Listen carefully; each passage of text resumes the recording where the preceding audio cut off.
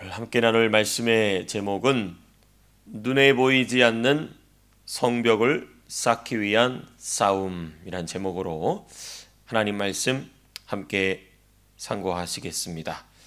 눈에 보이지 않는 성벽을 쌓는다. 오늘 본문을 보니까 눈에 보이는 예루살렘 성벽은 다 완공이 되었습니다.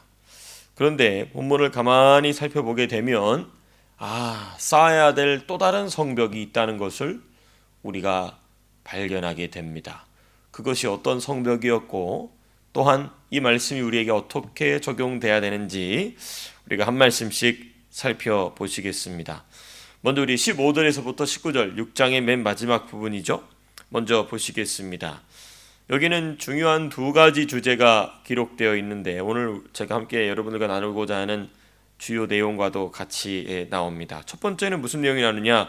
완성된 예루살렘 성벽에 관한 말씀이고, 또 다른 하나는 새롭게 시작된, 아니 어쩌면 또는 여전히 계속되는 싸움에 대한 말씀입니다.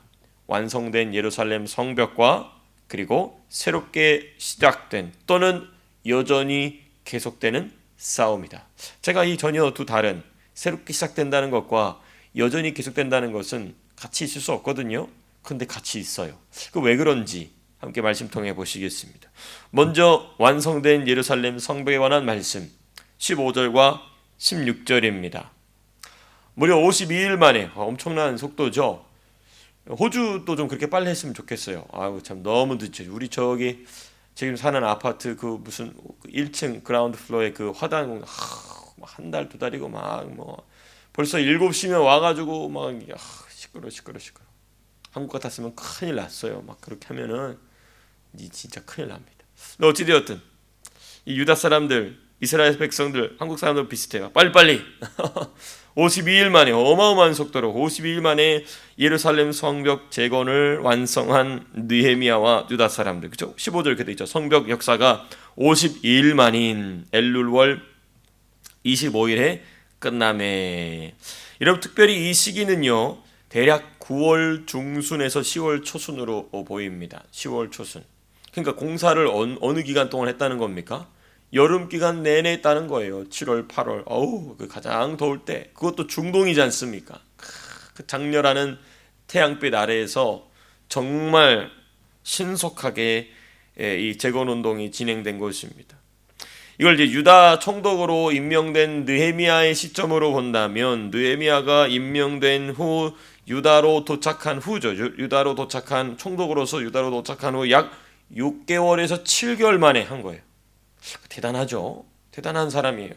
그러니까 이걸 이제 시간의 이 순서를 따라서 보면 이겁니다. 느헤미야는 유다 총독으로 부임해서 약 몇 개월 동안 준비한 거냐면 한 4개월 정도는 이 성벽 재건을 위하여서 여러 가지를 면밀하게 준비한 겁니다. 치밀하게 현장 조사하고 또 현장만 조사한 것이 아니라 이 일에 누가 앞장설 수 있고 중간 리더는 누가 해야 되고 일반 백성들은 무슨 일을 해야 되는지를 4개월 동안 정말 요즘 표현으로 갈아 넣은 거죠. 자기 생명을 갈아 넣은 겁니다.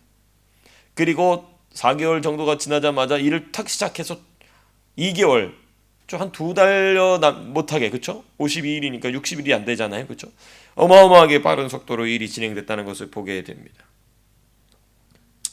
여러분 얼마나 치밀하게 준비했는지를 우리가 여기서 볼 수 있게 되는 것입니다. 물론 이런 건 있어요. 신속하게 일을 진행하였기 때문에 성벽의 질은 그렇게 좋지 않았어요. 고고학적인 이게 발견을 이렇게 보게 되면 굉장히 빨리 일을 진행했다. 되게 러프하게 마무리가 된 것을 이 현대의 고고학자들이 구약 고고학자들이 발견해내고 있습니다. 그럼에도 불구하고 기적이죠. 그럼에도 불구하고 기적입니다. 왜냐하면 여러분이 예루살렘 성벽이 무너져 있던 기간이 대략 최소는 70년이지만 근데 우리가 70년 딱 돌아와서 한 게 아니지 않습니까? 이제 막 1차, 2차, 3차 또 더군다나 이 성벽 재건은 성전 재건 이후지 않습니까? 그 성전 재건도 어마어마하게 시간이 딜레이가 되지 않습니까? 그죠? 그 대략 한 몇 년 정도냐 성벽과 성벽이 그렇게 느부사라단 사령관, 바벨론의 장군인 느부사라단 사령관에 의해서 회파가 된 이후 약 140년 정도로 봅니다, 학자들이. 상당한 기간이죠. 그러니까 140년 정도의 기간 동안 방치되어 있던 무너진 성벽을 불과 2달도 안 돼서 완공했다. 기적이죠. 기적입니다. 그렇기 때문에 16절에 이렇게 얘기합니다. 우리의 모든 대적과 주위에 있는 이방 족속들이 이를 듣고 다 두려워하여 크게 낙담하였으니 그들이 우리 하나님께서 이 역사를 이루신 것을 알미니라. 그러니까 이방 족속들도 저거는 저들의 신인 여호와가 돕지 않았으면 불가능한 게 지금 됐다는 거죠. 그렇습니다. 여러분, 이와 같이 저 여러분들의 인생 속에 하나님이 도우시면 원수와 대적들이 두려워하는 하나님의 놀라운 역사가 일어나게 될 줄로 믿습니다. 아주 중요하죠. 계속 반복하여 우리 느헤미야 공부하면서 반복하여 말씀드립니다만은, 첫째, 철저하게 기도해요. 기도. 매사 기도로 깊은 기도로, 꾸준한 기도로, 기도하고, 기도만 하면 안 돼. 철저하게 준비해야 돼. 2달 만에 그 공사를 끝냈다면 4개월 동안 어마어마한 집중력을 가지고 철저하게 조사했어요. 그래도 문제가 생기잖아요. 그렇죠. 그래도 문제가 생겨요. 그럼에도 불구하고 느헤미야가 이 일을 멋지게 진행해냈죠. 그렇습니다. 그러면 역사는 일어날 줄로 믿습니다. 하나님께서 이루고자 하시는 놀라운 일들이 우리 사랑하는 성도님들의 삶 속에 인생의 자취마다 있게 될 줄로 믿습니다. 너무너무 감사한 일인 것이죠. 자, 그런데 우리가 이 6장 마지막 부분에 있어서 살펴봐야 될 또 다른 주제가 뭐냐? 바로 17절에서부터 19절, 오늘 설교의 제목처럼 눈에 보이지 않는 성벽을 쌓아야 될 일이 생기게 됩니다. 무슨 일이냐? 유다의 고위층과 대적들 사이에 혼인관계가 맺어집니다. 유다의 고위층 그리고 유다의 대적들 사이에 혼인관계가 형성됩니다. 본문은 유다의 고위층들, 특별히 느헤미야와 함께 예루살렘 성벽 재건 운동에 동참했던 이들이, 그들이 재건 운동의 가장 큰 대적인 산발락과 도비야, 특별히 오늘 본문은 도비야가 나오죠. 도비야와 이중 혼인 관계를 맺게 됩니다. 17절 이렇게 시작되죠. 또한 그때 유다 귀족들이 여러 번 도비야에게 편지하였고, 왜 도비야한테 니들이 편지하냔 말이야. 그렇지 않습니까? 왜 도비야에게 편지합니까? 유다 귀족들이 뭐하러 하냔 말이야. 느헤미야 한 명으로 족하지. 이 자기 분수를 모르는 자들이 이렇게 일을 망치는 것입니다. 이렇게 자기 분수를 모르는 자들이 하나님의 일을 망치는 어리석은 일을 한다는 것입니다. 그리고 도비야의 편지도 그들에게 이르렀으니, 그러니까 지금 유다의 귀족들이 분수에 지나도록 원수와 내통을 하고 있는 것입니다. 근데 이들은 그걸 알았을, 본인들이 인지를 할까요? 인지를 못하니까 이렇다는 것입니다. 인지를 못하니까. 자신들이 두려운 마음이나 양심에 가책되는 마음이 있었으면 안 했겠죠. 근데 이게 어디까지 나가냐면은 자기 딸을 도비야와 결혼시키고 도비야의 아들을 자신들의 딸과 결혼시키는 데까지 나아갑니다. 이 사람들은 자신들이 이렇게 도비야와 편지를 주고받는 일이 잘못됐다는 걸 알았다 몰랐다? 몰랐다는 거예요. 전혀 그 양심의 가책을 느끼지 않았다는 걸, 못했다는 것입니다. 이게 문제입니다. 그렇습니다. 먼저 도비야 본인이 아라 가문의 스가냐의 사위가 됩니다. 그렇죠? 18절. 도비야는 아라의 아들 아라 가문의 스가냐의 사위가 되었다. 이 스가냐라는 사람은 자기 딸을 도비야에게 준 겁니다. 미친놈이죠. 근데 전혀 그 가책을 못 느꼈다는 겁니다. 또 도비야의 아들 여호하난도 베레가의 아들 무슬람의 딸을 아내로 맞이하였으므로, 그러니까 도비야는 또 유다 사람의 딸을 자기 며느리로 맞이한 겁니다. 18절 마지막이 말이 참 뼈아픈 말입니다. 유다에서 그와 동맹한 자가 많다. 그렇습니다. 여러분, 도비야 본인이 아라 가문 스가냐의 사위가 되었고, 또 에스라와 느헤미야의 기록에 의하면 아라 가문은 포로 기환 때 귀환한 귀족으로서 상당한 재력과 영향력을 가지고 있는 이들로 추정이 됩니다. 확실히 유다의 귀족들이죠. 그 다음은 뭐냐? 도비아의 아들 여호하난이 무슬람의 딸과 혼인하였는데, 특별히 무슬람은 누구냐? 3장에 언급된 느헤미야와 더불어 앞장서서 이 성벽을 재건하는 데 힘썼던 인물이에요. 그런데 그자가 지금 자기 딸을 도비아의 아들과 혼인시켰다는 것입니다. 여러분, 이게 참 정신 빠지는 인간들이죠. 그렇죠? 정신 빠진 인간들입니다. 네. 여러분, 이 혼인 관계에는요, 중대한 몇 가지 문제들이 내포되어 있습니다. 첫 번째, 하나님의 말씀, 모세 율법에 뭐라고 되어 있습니까? 혼인에 관하여서는 오직 이스라엘 백성 안에서만 혼인하라고 그랬잖아요. 그렇죠? 이방인과는 절대로 뭐하지 말라, 혼인하지 말라고 그랬어요. 이방인과는 절대로 결혼하지 말라고 그랬습니다. 이방인과 혼인하지 말라는 하나님의 말씀을 어디서 돌아오자마자, 포로기환에서 돌아오자마자 이 짓 했다 이것입니다. 그것 때문에 망했는데, 그것 때문에 망했잖아요. 그렇지 않습니까? 여러분, 이방인과 혼인하는 문제는 사실상 이스라엘 왕국의 타락의 시작이었습니다. 솔로몬으로부터 시작하여서 많은 이들이 이방 여자를 자기 아내로 받아들임으로써 이스라엘은 하나님 앞에 무너지기 시작했죠. 그 마지막 결과가 70년 바벨론 포로 기간을 사는 거였습니다. 근데 그거 돌아오자마자 이 짓하고 있는 겁니다. 이게 참 왜 그럴까? 이 사람이 왜 이렇게 연약할까? 그렇다는 것입니다. 돌아오자마자 그 짓을 또 한다는 것이죠. 그래서 우리 에스라서 보면 나오잖아요. 에스라서 보면은 성전 재건을 위해서 열심히 하고 다 끝났는데 에스라가 막 통곡을 하잖아요. 왜? 제사장들과 유다의 귀족들이 누구와 혼인하여서 이방 여자들하고 혼인해가지고, 그래가지고 막 다 머리털을 다 집어 뜯어버리고 여자들은 다 돌려보내잖아요. 그렇습니다. 두 번째 문제가 있습니다. 두 번째 문제. 다음으로는 이들은 분명히 산발락과 도비아가 유다 사람들의 대적이라는 것을 분명히 알고 있음에도 불구하고 이러한 혼인관계를 맺었는데 왜 그랬을까? 왜 그랬느냐? 이는 하나님을 의지하는 것이 아니라 강력한 힘과 세력을 가지고 있는 이방인들을 의지한 거예요. 한번 나라가 이방 민족에 의해서 망해보니까, 우리도 저 이방 민족들하고 혼인 관계를 맺어야 우리를 죽이기까지 하겠느냐, 이 생각하고 있는 거예요. 이 통박을 굴리고 있는 겁니다. 하나님이 왜 이방 민족을 불러다가 자신들을 멸망시켜줬는지에 대해서는 생각도 안 하고, 그렇습니다. 그러니까 하나님 의지하는 게 아니고 세상 의지하는 것이죠. 이게 지금 이 혼인의 도비아와 이중 혼인 관계를 맺게 된 것의 두 번째 중대한 모습입니다. 마지막 세 번째는, 여러분, 이 마지막이 가장 치명적인데요. 느헤미야에게 있어서는 너무나 괴로운 일이겠죠. 참, 제가 느헤미야 같았으면은 이 새끼를 다 집어쳐버리고 그냥 그만두고 싶을 것 같아요.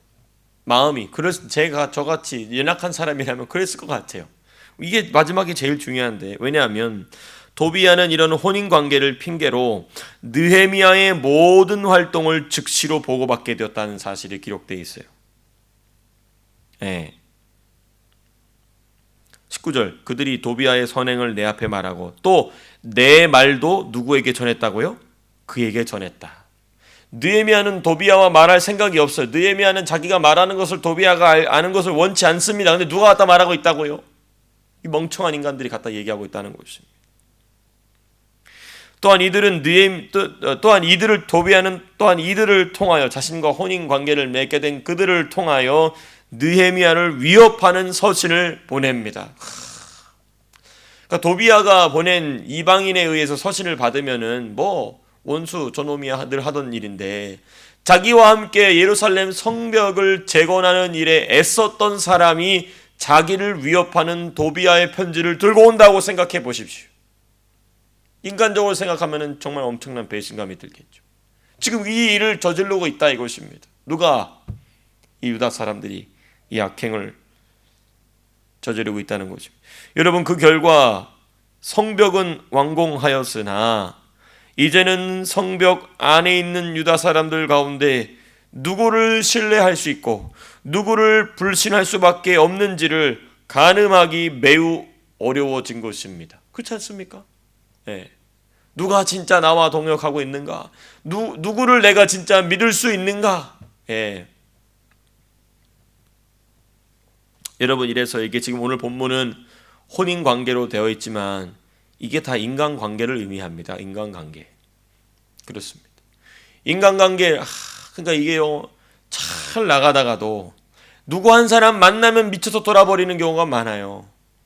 그래서 우리 어머님 항상 그런 얘기 하시잖아요. 저 성도 이제 신앙이 잘 자라고 있는데 교회 병든 사람하고 앉아가지고 뭐 몇 마디만 하고 있으면 벌써 막 가슴이 너무 이렇게 심장이 졸인다는 거예요.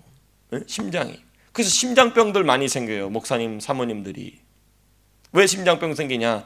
저 성도 가끔씩 길러내 저 병든 사람하고 붙어 있으면 그게 너무 가슴이 졸이는 거예요. 그렇습니다. 이제 느헤미야가 지금 그러고 있는 것입니다. 간신히 지금 성벽을 세워놨는데 믿을 놈이 없어져 버린 것입니다. 가슴이 졸이는 것이죠. 그렇습니다. 저와 여러분들은 예수님의 가슴을 졸이게 하는 일은 절대로 해서는 안 될 줄로 믿습니다. 예, 가족일지라도 나를 병들게 하면 가까이 하면 안 됩니다. 예, 그렇습니다. 뭐 승질내지? 우리 성도님들 다 잘하시는데. 네. 여러분, 지금까지는 눈에 보이는 예루살렘 성벽을 쌓는 것이 핵심적인 임무였지만 이제부터는 보이지 않는 거룩한 성벽을 쌓는 싸움이 시작된 것입니다. 여러분, 어떤 면에서는 눈에 보이는 성벽보다 눈에 보이지 않는 성벽을 쌓는 일이 더 어려운 일입니다. 왜냐하면 눈에 보이는 성벽은 말 그대로 눈에 보여요. 네. 그런데 눈에 보이지 않는 성벽은 당연히 눈에 보이지 않으니까 더 어려운 것이죠. 그렇습니다. 이게 바로 지금 보이지 않는 성벽을 쌓는 싸움이 시작되었다는 것입니다. 여러분, 이 혼인 문제의 중대성은 한 번 더 생각을 해봐야 됩니다. 왜냐하면 이스라엘 백성이 타락한 시점은 솔로몬이 이방 여인들과 혼인한 시점부터지 않습니까? 그렇죠. 예. 여러분, 그래서 지금도 한 성도가 어떤 배우자를 만나느냐는 그 사람을 믿을 수 있느냐 아니면 믿을 수 없느냐를 결정하는 중대한 문제. 이게 믿을 수 없느냐 믿을 수 없느냐 하나님 앞에서입니다. 하나님 앞에서. 그래서 이게 이제 결혼 문제뿐만 아니라 이게 관계거든요. 인생의 중대한 일이지 않습니까? 예, 인생의 중대한 문제. 그렇습니다. 그래서 참 한국 교회 어르신들이 하신 말씀 맞아요. 남자는 어디 가보면 알고 군대 가보면 그 사람 신앙이 진짜인지 아닌지 알고, 여자는 뭐 할 때 보면 알고 결혼할 때 보면 안다는 거예요. 결혼할 때 보면 안다는 것입니다. 근데 뭐 남자 여자 다 똑같은 것 같아요. 제가 이렇게 큰 교회에서 있다가 제 아내를 만났는데 그때 만났던 청년들 있지 않습니까? 다 결혼을 했어요. 그러면 이제 건너 소식이 와요. 그러면 너무 가슴이 아플 때가 있어요. 너무 가슴이 아플 때가 있어요. 물론 그 결혼한 당사자들이 결정한 거지만 더 중요한 게 뭐냐? 그 부모들이 그 교회에서 권사 임내, 장로 임내하는 이 어리석은 자들이 기도하지 않으니까 엉뚱한 배우자를 자녀들이 만나게 해가지고 인생 비참하게 만들어 버린다는 것이죠. 너무 고통스러워. 내일이 아닌데 내일 같아. 너무 안타. 거기까지 애까지 태어났어. 그러니까 그 아이는 태어나자마자 상처야. 왜 그럴까요? 이 일에 하나님을 의지하지 않았다는 것입니다. 그렇습니다. 그러니까 눈에 보이지 않는 성벽 쌓는 일을 힘쓰지 않았기 때문에 그런 일이 생기게 된 것이죠. 그렇습니다. 배우자뿐만 아니라 누구와 어떤 관계를 맺느냐 너무너무 중요한 문제입니다. 너무너무 중요한 문제. 여러분, 이 결정을 통하여 만나게 되는 또 결혼하게 되는 그 당사자와 그 당사자의 부모의 신앙이 모두 드러나게 된다. 그래서 중요한 게 뭐냐? 영분별이 필요해요. 영분별. 여러분, 여러분들이 영분별이 깊어질 수 있기를 위해서 항상 기도될 줄로 믿습니다. 사람을 분별해내는 거예요. 너무너무 중요합니다. 제가 지난 주일에 드린 말씀 있지 않습니까? 그 눈에서 빛이 나오고 있느냐 아니면 그 눈에 흑암이 가득 차 있느냐, 그거를 분별해낼 수 있어야 된다는 것입니다. 너무너무 중요한 부분인 것이죠. 그렇습니다. 그렇게 되면 우리가 주님이 주시고자 하시는 행복한 삶 살 수 있어요. 영분별. 그 눈에서 빛이 나고 있느냐 아니면 빛이 아니라 어둠이 차 있느냐. 돌아오는 주일에 말씀드리겠지만 눈에서 빛이 나면 곧 있으면 주님이 그 사람을 어디로 올리신다? 등경 위로 올리십니다. 등경 위로. 그래서 기도하세요. 주여, 내 자녀가 등경 위로 올라가는 인생 되게 하여 주시옵소서. 또 내 자녀가 하나님께서 등경 위로 올리실 사람과 결혼하게 하여 주시옵소서. 그런 사람들과 친구 관계가 되게 하시고 또 직장의 관계가 되게 하여 주시옵소서. 기도하게 되시기를 축복합니다. 등경 위로 올라가는 삶이죠. 등경 위로 올라가면 무슨 일이 일어나느냐? 산 위에 마을들이 숨기지 못한다. 그렇죠? 그렇습니다. 너희는 세상의 빛이라 산 위의 마을들이 숨길 수 없다. 것입니다. 빛나는 인생. 그렇습니다. 그리고 이제 7장 첫 번째 7장 1절에서부터 4절까지 말씀을 보시게 되면 느헤미야와 더불어 내부에서 일어난 싸움을 함께 싸울 신실한 자들이 또 있습니다. 6장 마지막에는 느헤미야와 함께 싸워왔으나 사실상 느헤미야를 배신한 것, 자신들이 느헤미야를 배신한 줄도 몰라요. 왜? 도비아의 편지를 느헤미야한테 갖다 줄 정도면 자신들이 느헤미야를 배신했다는 걸 알았다는 거예요? 몰랐다는 거예요? 전혀 몰랐다는 겁니다. 그런데 이 7장 첫 번째 1절에서 4절까지는 느헤미야와 더불어 내부에서 일어난 싸움을 함께 싸울 신실한 자들이 기록되어 있습니다. 특별히 하나니라는 사람과 그리고 하나냐라는 사람이 있어요. 그리고 또 다른 무리의 사람은 누구냐? 느헤미야의 명령을 따라 각각 자기 집 맞은편을 지키기로 결단한 자들이 있어요. 그렇죠? 예. 1절에 이렇게 시작이 됩니다. 성벽이 건축되며 문짝을 달고 문지기와 노래하는 자들, 찬송하는 자들이죠. 레위 사람들을 세운 후에 네아우 하나니와 영문의 관원 하나냐가 함께 예루살렘을 다스리게 하였는데, 특별히 하나냐는 충성스러운 사람이요 하나님을 경외함이 무리 중에서 뛰어난 자라. 어떤 이들은 느헤미야를 배신하였지만 어떤 이들은 이렇게 충성스럽게 느헤미야와 더불어서 하나님의 일을, 특별히 보이지 않는 성벽 쌓는 일에 애씁니다. 너무 감사한 일인 것이죠. 그렇습니다. 이게 바로 느헤미야와 더불어서 눈에 보이지 않는 성벽을 쌓았던 자들입니다. 저와 여러분들은 함께 눈에 보이지 않는 성벽을 쌓는 자들 될 줄로 믿습니다. 하나님 그래서 우리를 부르신 것이지요. 예. 말씀을 맺으면서 우리가 살아가는 호주 땅과 그리고 살아가는 조국 대한민국을 위하여서 눈에 보이지 않는 영적 성벽을 쌓는 자들 우리가 될 줄로 믿습니다. 주님이 우리를 그렇게 부르신 줄로 믿습니다.